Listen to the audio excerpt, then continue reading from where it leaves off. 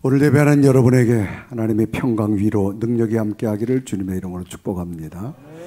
우리 한 주간 동안 우리 또 건강한 삶을 사시다가 오늘 주일날 만난 우리 옆사람 얼굴을 보면서 사랑합니다, 축복합니다라는 의미로 함성과 함께 박수를 합니다. 자, 따라합시다. 상대를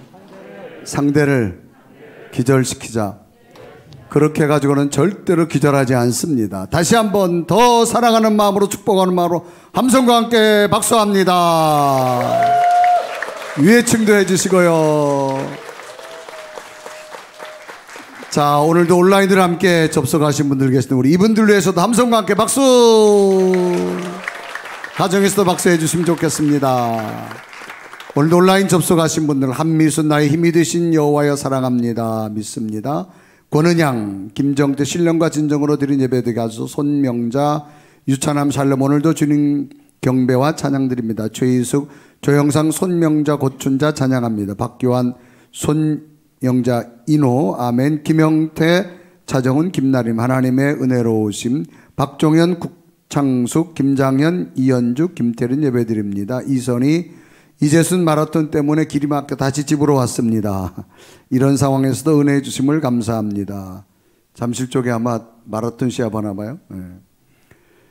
성진모 금년아, 현장만큼의 울림은 아니지만 함께 찬양하고 있습니다. 감사 주님의 은혜 감사합니다. 박은정, 이재순, 아멘. 박은정, 하나님의 감사합니다.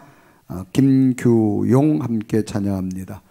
동일한 은혜로 임할 줄로 믿습니다. 오늘 우리 아마 우리 교회에서는 처음으로 주일 예배를 아마 시도한 것 같은데 찬양 예배로 오늘 문을 열었습니다. 우리 찬양으로 준비한 우리 찬양단들 위해서 한번 박수하겠습니다.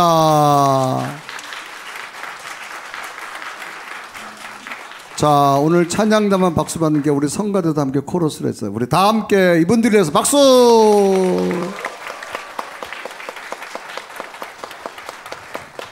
따라합시다. 너무나도 큰 사랑.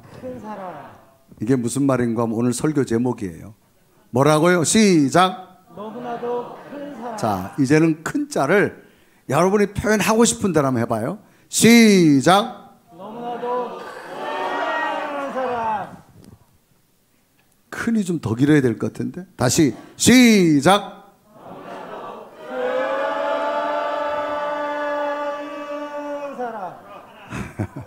할렐루야. 하나님의 큰 사랑이 여러분과 함께 하기를 주님의 이름으로 축복합니다. 우리는 삶을 살아가면서 다양한 행동과 방법으로 보이지 않는 자신의 내면에 있는 모습을 표현하며 살아가고 있습니다. 우리는 작은 사랑의 마음을 요즘 많은 사람들이 쓰는 이 하트 모양으로 사람들이 사용하지요. 그래서 손을 가지고 하트 모양으로 만듭니다. 또 상대를 응원하기 손가락으로 우리는 V라고 하는 승리를 하기도 합니다. 또 이제는 좀 더 큰 하트 모양을 머리 위로 이렇게 그릴 때가 있죠. 당신을 사랑합니다, 그런 표현을 씁니다. 특히나 사진 찍을 때면 단체나 또 모임에서 다양한 표주 가운데 모두를 응원하는 마음으로 우리는 화이팅이라고 하는 걸 외치면서 사진을 찍을 때가 많이 있습니다.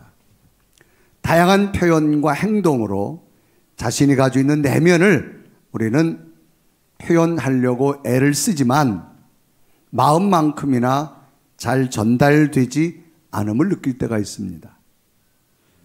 이런 맥락에서 성경은 하나님의 사랑에 대해서 말하고 있지만 그 크신 하나님의 사랑을 인간의 언어로, 인간의 행동으로 설명과 표현하기가 그리 쉽지는 않았다라는 겁니다. 그래서 하나님의 그 큰 사랑을 가장 완벽하게 보여주기 위해서 하나님께서 직접 이 땅에 인간의 모습으로 오셨고 인간의 죄악을 짊어지셔서 십자가에 죽으시는 사건을 통하여서 하나님께서는 완전한 사랑을 표현해 주셨다라고 하는 겁니다. 그래서 성경은 하나님의 사랑을 설명하기 위해서 다양한 방법을 사용했는데 특별히 사람과의 관계 속에서 나타난 일들이 참 많습니다. 구체적으로는 병든 자를 찾아오셨습니다. 그리고 그를 고쳐주시게 됩니다. 절망과 좌절에 있는 자를 찾아오셔서 안아주시기도 합니다. 외로운 자에게는 다가오셔서 친구가 되어주시기도 하지요. 더 깊고 넓게는 성경에 보면 집을 나간 아들을 끊임없이 용서하고 기다리는 아버지의 사랑의 모습을 보여주면서 하나님의 사랑이 이와 같은 큰 사랑이라는 것을 성경은 소개하고 있습니다. 오늘 성경 본문의 내용도 수로보니게에 살아가는 한 여인의 모습을 소개하면서 이 여인이 하나님의 사랑을 담고 하나님의 사랑 가운데 어떤 삶을 표현하며 살았느냐라고 하는 것이 오늘 성경 본문입니다. 예수님께서 두로와 시돈을 지나가시다가 수로보니게에 사는 족속의 여인을 만납니다. 이 여인은 예수님 앞에 달려와서 무릎을 꿇고 말합니다. 주님, 제 딸이 귀신 들렸습니다. 그래서 어떻게 할 수가 없습니다. 제 딸을 좀 고쳐주시길 바랍니다 라고 주님께 이 여인이 요청합니다. 그래서 오늘 본문 마가복음 7장 26절은 기록하지요. 이 여자는 헬라인이요 수로보니게 족속이라 자기 딸에게서 귀신 쫓아내 주기를 간구하거늘 기록합니다. 그런데 예수님은 이 여인에게 아주 모진 말로 답을 하셨습니다. 심지어는 이 여인의 감정과 인격까지 상하는 말을 합니다. 자녀에게 있는 떡을 어찌 내가 개에게 줄 수 있느냐. 당시 유대의 사람들이 경멸해하는 짐승 가운데 하나를 개를 이 여인에 비유하면서 모욕적인 말을 합니다. 그래서 마가복음 7장 27절은 기록하지요.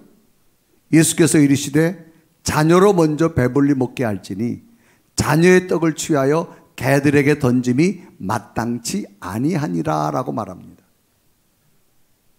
이쯤 되면 이 여인은 화를 내고 돌아서야 됩니다. 뭐 이런 사람이 다 있어. 이런 분이 하나님의 아들이야? 이런 분이 주님이야? 그리고 돌아서야만 됩니다. 그런데 오히려 이 여인은 모욕적인 말을 받아들입니다. 예수님 맞습니다. 그러나 개도 주인의 상에서 먹다 남은 부스러기를 먹어야만 살아갈 수 있습니다. 그래서 마가복음 7장 28절은 기록하죠. 여자가 대답하여 이르되 주여 올소이다마는 상 아래 개들도 아이들이 먹던 부스러기를 먹나이다. 모욕적인 말을 들었음에도 불구하고 그 모욕적인 말을 수용합니다. 왜 그랬을까요? 라고 하는 거죠.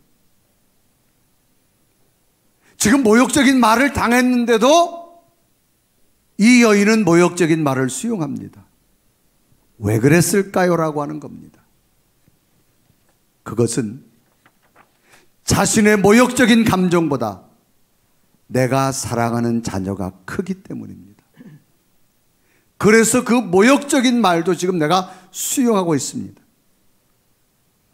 자신의 감정도, 자신의 자존심도, 자신의 체면도 다 내려놓고 예수님에게 매달립니다. 예수님 맞습니다. 그러나 개도 주인의 상에서 떨어지는 부스러기를 먹어야 살 수 있습니다. 내게 은혜 주시기를 원합니다 라고 요청합니다.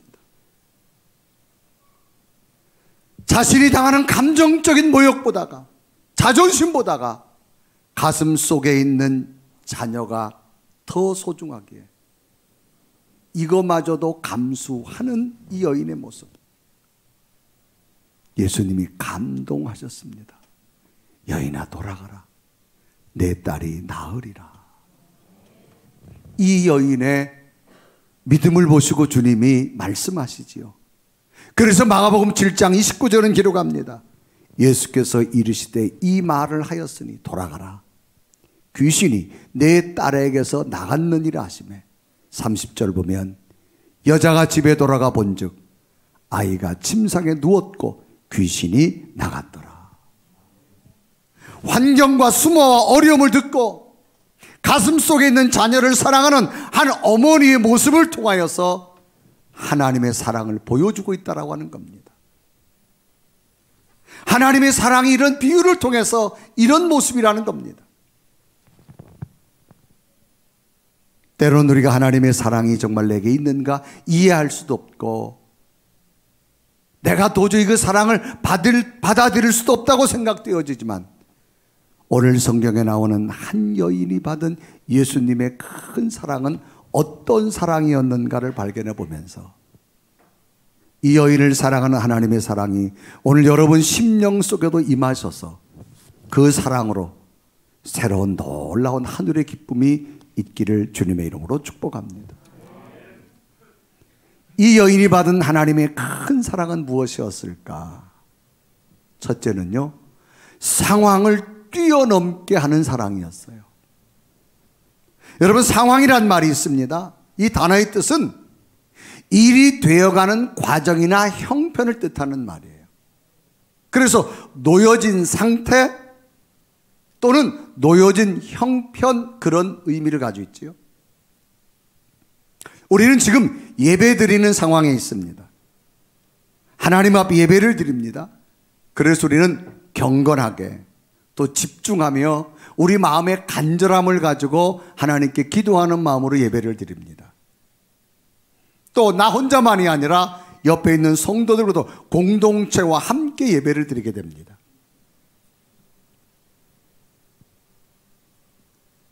간혹 극장을 갈 때가 있습니다. 이 극장 안도 내가 들어가면 함께 조용해져야 되고 고요해져야 됩니다. 남에게 피해를 주지 않을 만큼 고요하면서 그 영화 관람을 해야만 됩니다. 그건 극장의 상황입니다. 장례식장 상황이 있죠. 장례식장을 가면 나도 모르게 엄숙해지는, 또 이 상주를 향해서 위로해주고 싶은 그런 상황이 되어집니다. 그래 그곳에 가서는 심하게 웃는 것도 자제하고 서로가 위로하는 말을 하게 되어집니다.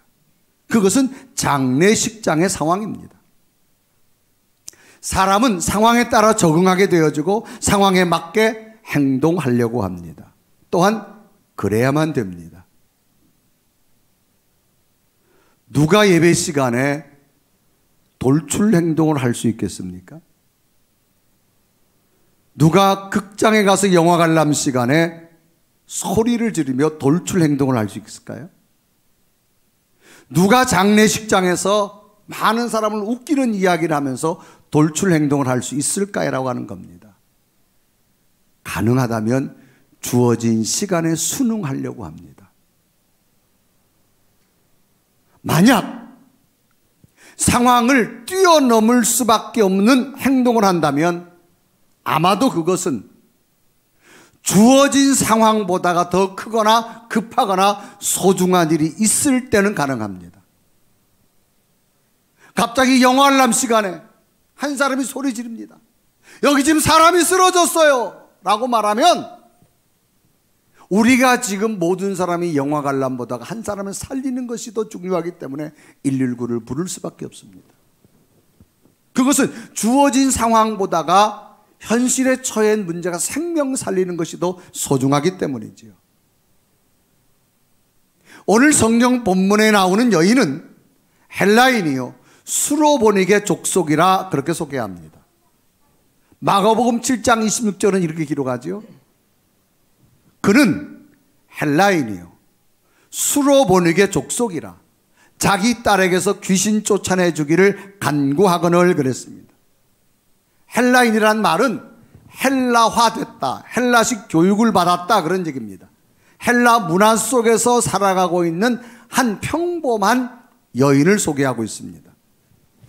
또한 수로보니게 족속이라는 말은 이 북아프리카에 있는 카르타고를 중심으로 한 그 지역 리보 베게니라고 하는 곳인데, 이 베게니는 수로보니게를 지칭하는 말입니다. 그래서 마태복음은 이 여인을 가나안 여인이다 그렇게 평가하기도 합니다. 당시 가나안인들은 팔레스타인 원주민을 지칭합니다. 이 가나안 사람들은 유대인들이, 팔레스타인 원주민을 유대인들이 점령했습니다. 가나안 땅을 들어가면서. 그래서 이 베게니 사람들, 수로보니게 사람들, 가나안 사람들은 자기 땅을 점령한 이 유대인들을 굉장히 싫어합니다. 적대시합니다. 배타심을 가지고 있습니다. 마치 일본과 조선이 아마 그렇게 생각하면 될 겁니다. 우리나라도 일본이란 나라가 전쟁의 속국으로 만들었어요. 그래서 왠지 모르게 우리는 일본에 대한 적개심을 가지고 있죠. 우리가 스포츠 경기, 국가 간의 경기를 하는 때가 있습니다. 미국한테 졌다, 뭐 별로 관심 안 합니다. 독일한테 졌다, 별로 관심 안 합니다. 그런데 한일전이 벌어졌다. 이거는 지면 안 됩니다. 무승부도 안 됩니다. 무조건 이겨야 됩니다. 왠지 모르게 우리 민족성 속에 가지고 있는 어떤 배타적인 것, 적대감이 있기 때문에 이렇게 말할 수 있겠죠. 제가 한 번은 일본을 가서 일본 교회에서 설교한 적이 있어요. 제가 설교를 하는데 저는 한국말로 말하고 옆에 통역하는 분이 통역을 해서 일본 사람에게 해주는 거예요. 제가 한참 설교하다가 그랬어요. 사랑하는 일본 놈 여러분, 그런 말이 나왔어요. 저도 모르게. 한참 하고 나니까 아차, 내가 실수했구나 라고 하는 게 느껴져요. 그래서 예배 마친 다음에 통역하는 사람에게 내가 실수했다고, 그 일본 놈 그대로 통역했냐고, 그 놈자는 뺐다 하더라고요. 왠지 모르게 여러분, 마치 이 유대인과 가나안 사람들, 이 수로보니게 족속이 그런 관계입니다. 유대인으로부터 멸시받은 여인입니다. 또 유대인들을 향하여서 굉장히 배타적입니다. 그래서 멀리하려고 하고 유대인들은 아주 무시합니다. 이런 상황에 이 이방 여인이, 유대인인 예수님에게 찾아간 거예요. 그러니까 예수님은 이 사람을 지금 개취급하는 거예요.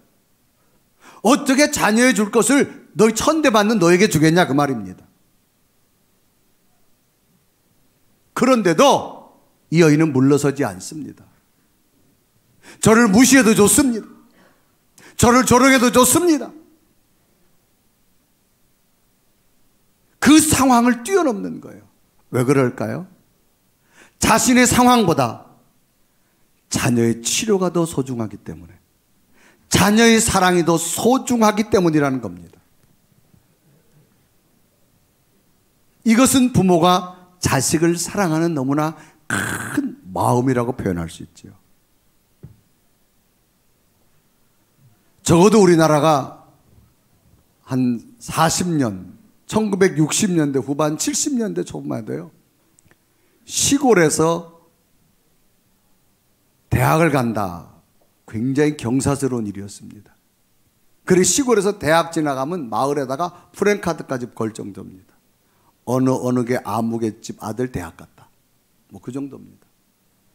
그래서 한 아들이 공부를 잘해서 서울로 대학을 진학했어요. 법학과를 나와서 사법고시 패스했습니다. 그러니까 얼마나 인기가 좋아요. 마담 뚜들이 이 사람에게 그냥 혼사하려고 여기저기 그냥 되는 거예요. 그래서 한 가족과 또 한 여인과 아마 이렇게 이제 교제하는 관계가 돼서 결혼까지 약속했겠지요. 그런데 대학 졸업식이 됐습니다. 그러다 아들 졸업식이니까 시골에서 땅 팔아 농사하면서 자식 키웠으니까 어머니가 아들 졸업식장에 온 거예요. 정말로 평범하게 농사 짓는 시골 아주머니 같은 모습이지요. 그래 졸업식장에 왔는데 그 아들 졸업식 마치고 나오자마자 그 옆에 예쁜 아가씨와 또 그 여자집 식구들이 잔뜩 있는 거예요. 이분들은 다 서울에 그래도 경제적 여유를 가지고 살아가는 사람이에요. 이 어머니가 아들한테 다가서자 그쪽 여자 측에서 물었겠지요. 저분은 누구시냐고. 그럴 때 아들이 자기 어머니의 모습을 보니까 너무 초라한 거예요. 아들이 선뜻 그렇게 말했다잖아요. 예, 먼 친척분이셔요 라고 말을 했답니다. 그럴 때 어머니는 그 소리를 듣고 눈물을 흘리면서 뒤를 돌아서면서 그냥 갔다는 거 아니에요. 왜? 아들의 앞날이 잘 되기를 바라는 그 마음이 컸기 때문에. 이게 부모의 사랑이라는 겁니다. 오늘 성경에 나오는 이 수로보내게 여인, 유대인으로부터 멸시받았고 도저히 접근해서는 안 될 사람, 하나님의 아들 예수님에게 다가갔지만 예수님이 자기에게 던져준 말은 모욕적인 말이었습니다. 그 상황은 정말로 뛰어넘고 싶지도 않았습니다. 포기하고 싶은 사람입니다. 그럼에도 불구하고 이 여인은 사랑하는 자녀를 사랑하는 마음에 컸기에 그 상황마저도 뛰어넘었다라는 겁니다. 우리가 삶을 살아가다 보면 여러 가지 어려운 환경이 참 많습니다. 그 환경을 뛰어넘을 힘이 뭘까요? 하나님이 여러분들을 사랑하고 계시고 있음을 기억하시고 상황을 뛰어넘으시길 바랍니다. 두 번째 하나님의 큰 사랑은 포기하지 않게 하는 사랑이었습니다. 여러분, 포기란 말은 뭐예요? 하려던 일을 도중에 그만두어 버리는 것을 포기라고 말합니다. 자신의 어려운 환경을 해결해 보려고 예수님에게 다가갔지만 이 여인에게 찾아온 현실은 너무나 모욕적인 말이었습니다. 예수님 발 앞에 엎드려서 내게 좀 당신의 은혜를 달라고 요구했지만 아랑곳하지 않고 굉장히 모욕적인 말로 이 여인에게 던져진 예수님의 말씀. 당시 유대 사회는 길거리 다니는, 쉽게 말하면 들개 같은 개들이 많았습니다. 그래서 굉장히 지저분한 표현을 씁니다. 그래서 이 여인을 보고 너는 정말 지저분한 저 짐승과 같다, 그런 이야기입니다. 그래서 마가복음 7장 20절에 이르가죠.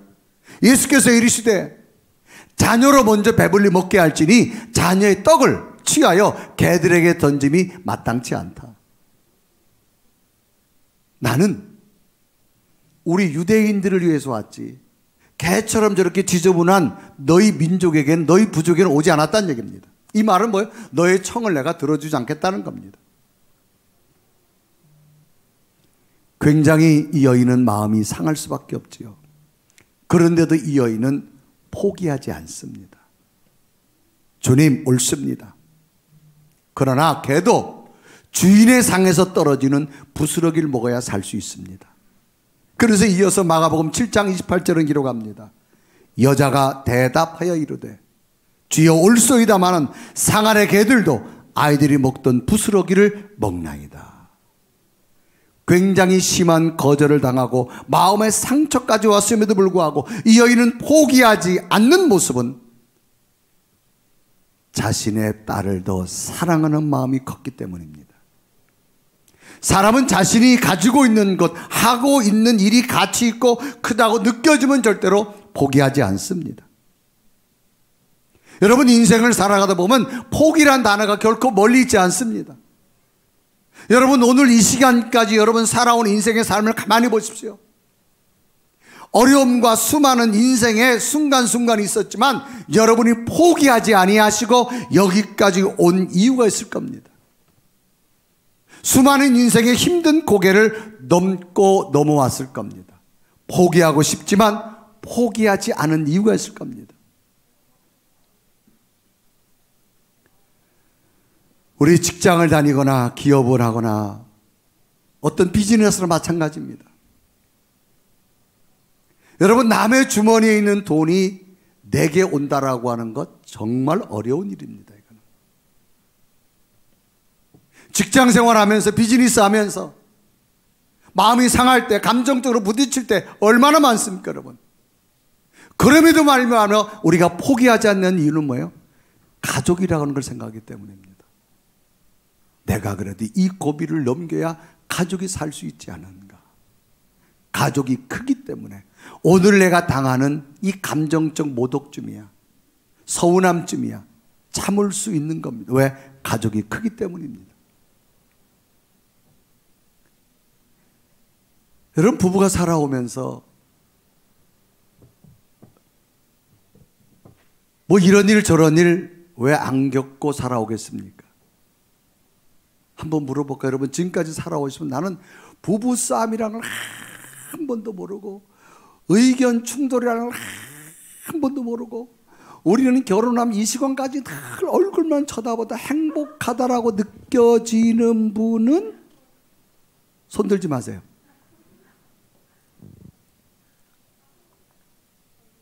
과연 여러분 얼마나 있을까라고 하는 거죠. 그래도 인생의 고비고비를 넘긴 이유는 가족이라는 것이 크기 때문에 우리는 포기하지 않고 여기까지 온 줄로 믿습니다. 저도 돌아보면 제 목회도 벌써 30년이 훌쩍 넘었어요. 언제 시간이 그렇게 간지 몰라요. 여러분이 볼 때는 늘 제 얼굴이 싱글벙글 웃는 얼굴일 겁니다. 제가 목회하면서 성도들 앞에 제 얼굴을 붉힌 적이 아마 한두 번 뭐 그렇게밖에 없을 거예요, 아마. 그럼 저는 늘 싱글벙글 얼굴이니까 그렇지 않습니다. 저도 제 방에 들어가면 혼자서 가슴으로 울 때가 참 많이 있지요. 이런 상처, 이런 모욕감, 이런 실패감. 때로는 정말 내가 목회를 해야 되냐라고 느껴질 때도 있었지만 하나님 주신 사명이 너무 크기에 그거 붙들고 여기까지 온 목회 여정이 아닌가를 생각해 봅니다. 여러분, 다 포기의 순간이 있어요. 그런데 포기하고 싶지만 내가 더 소중한 것이 있기에 포기하지 않는 거예요. 이 여인은 지금 예수님으로부터 모욕적인 말을 듣고 정말 더러운 짐승 취급을 당합니다.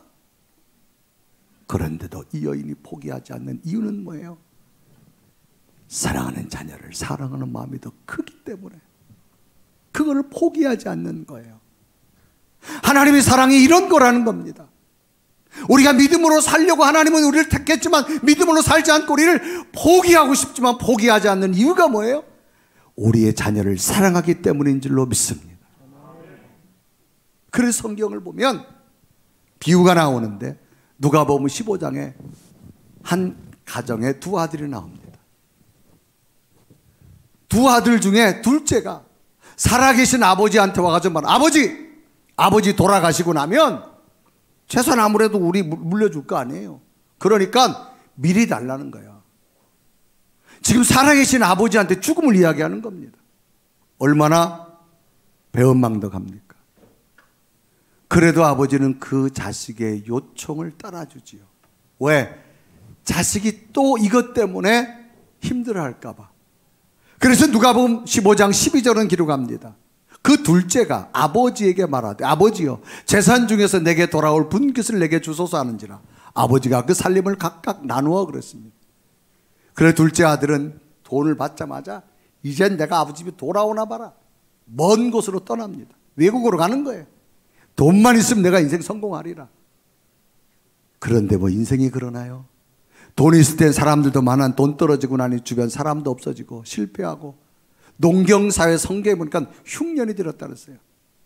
경제사회 불행은, 불경기는 뭐 먹을 거는 좀 있지만 이때는 농경사회는 흉년은 먹을 거마저도 없는 시대. 그래서 성경에 보면 돼지들이 먹는 나무 열매, 쥐염나무 열매를 먹고 살 수밖에 없는 처지. 그래서 둘째 아들이 결국 깨달은 것이 우리 아버지 집에 가면 먹을 게 참 많은데 왜 여기 있느냐. 그래서 아들이 결단하고 아버지 집으로 돌아갑니다. 모든 것 가지고 아버지 품이 싫다고 떠난 아들이지만 아버지는 늘 고개마리를 쳐다보고 있는 거야. 저제 나오나 내일이 나오나 모레 나오나. 그런데 하루는 고갯마리 웬 거지가 오는 거예요. 웬 거지인가 봤더니 집 나간 둘째 아들인 거예요. 아버지가 달려가서 그 아들을 부둥켜 안는 아버지의 사랑. 그런데 성경은 이 아버지의 모습을 뭐라 표현하느냐? 아직도 거리가 멀다가 말합니다. 아직도 거리가 먼데 아버지가 먼저 알아보는 거예요. 그래서 누가복음 15장 20절은 이렇게 이루어가죠. 이에 일어나서 아버지께로 돌아가니라. 아직도 거리가 먼데 아버지가 그를 보고 측은히 여겨 달려가 목을 안고 입을 맞추니. 여러분, 거리가 멀면 잘 못 보입니다. 그러나 가슴에 있는 아들이기에 멀리서도 거지의 모습이 되었어도 아들임을 알았던 이 아버지의 모습. 왜? 아버지는 그 자식을 포기할 수 없었기 때문에, 그것은 그 자식을 너무나 사랑하는 큰 사랑이 있었기 때문이라는 겁니다. 하나님이 이런 분이라는 겁니다. 오늘 우리를 결코 포기하지 않습니다. 하나님의 사랑이 있다면 여러분, 어떤 어려운 상황 속에서 포기하지 않으셨으면 좋겠어요. 하나님은 우리를 이렇게 세울 것이고 우리를 도우실 것이고 우리 속에 새로운 하나님의 약속을 주실 줄로 믿습니다.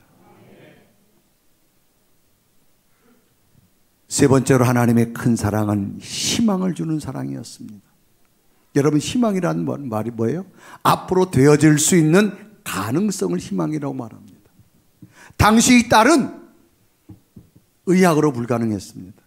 민간요법으로 불가능했습니다. 그런데도 하나님을 알고 나니까, 예수님을 알고 나니까 뭐가 생겼느냐? 하나님의 아들 예수님이 함께하면 내 딸이 정상이 고쳐질 줄로 믿습니다. 희망이 생기는 거예요. 여러분, 하나님의 사랑이 내 속에 있다면 우리는 결코 포기하지도 않고 상황 속에 좌절하지도 않고 그분이 주시는 사랑의 힘으로 희망의 꿈을 꿔야 될 줄로 믿습니다. 모욕을 당했음에도 불구하고 주님, 그래도 맞습니다. 그러나 개도 주인의 상에서 떨어지는 부스러기를 먹습니다. 그럴 때 예수님께서 마지막까지 희망을 붙든 그 여인의 믿음을 보시고 따라 돌아가라. 가보면 너에게 기적이 일어날 것이다. 놀랍게도 집에 돌아갔는데 그 사랑하는 딸이 깨끗하게 고쳐지는 기적을 성경은 기록하지요. 그래서 마가복음 7장 29절 30절은 이렇게 기록합니다. 예수께서 이르시되 이 말을 하였으니 돌아가라.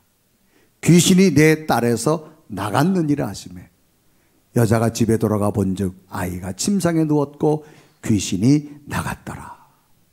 예수님께서는 시간과 공간을 초월하셔서 이 여인의 희망을 현실로 만들어 주셨습니다. 여러분, 하나님이 여러분 속에 계시다면, 예수님이 여러분 속에 계시다면 어떤 절망에서도 희망을 꿈꾸시길 바랍니다. 그 희망이 희망으로 끝나는 것이 아니라 우리의 믿음을 따라 현실로 이루어 주시는 주님이 있기 때문입니다. 오늘 우리에게 무엇이 필요할까요? 우리는 그냥 살아온 게 아닙니다. 하나님의 큰 사랑이 오늘도 내 마음 가운데 있음을 인정하시고 그 하나님의 사랑으로 어떤 상황도 이기시고 포기하지 마시고 그 하나님의 사랑으로 또 꿈꾸십시오. 희망을 가지십시오.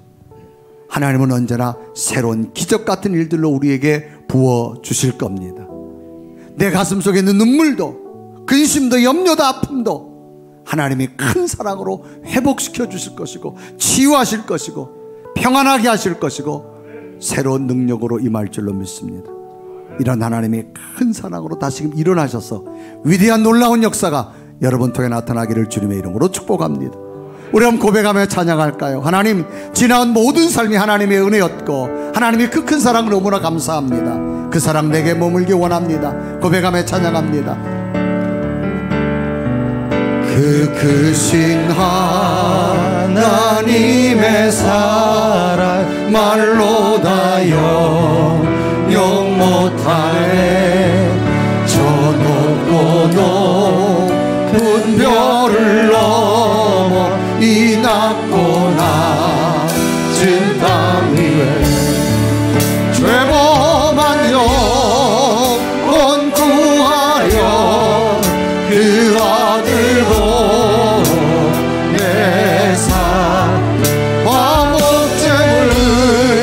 삼으시고 죄 용서하시고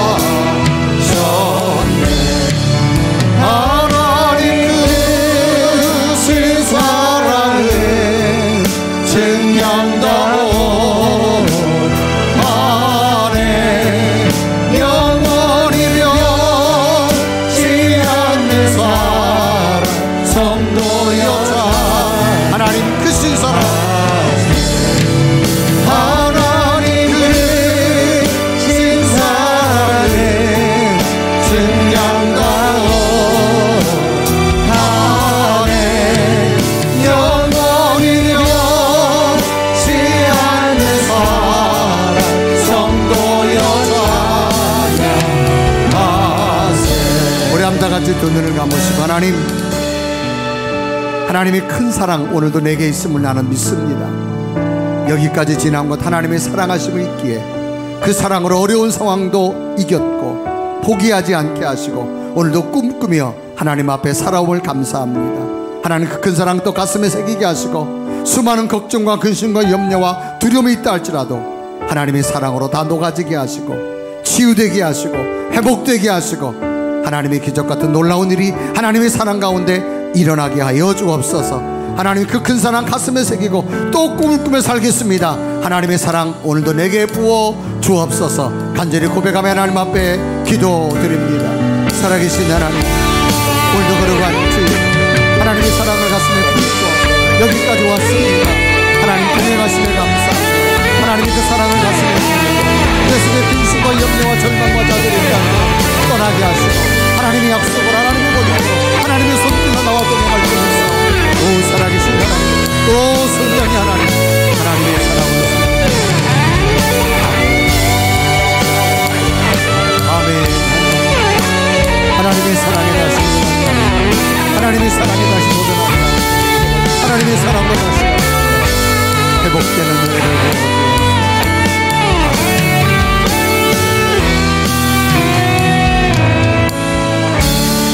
우리 다같이 두 손을 가슴에 댑니다.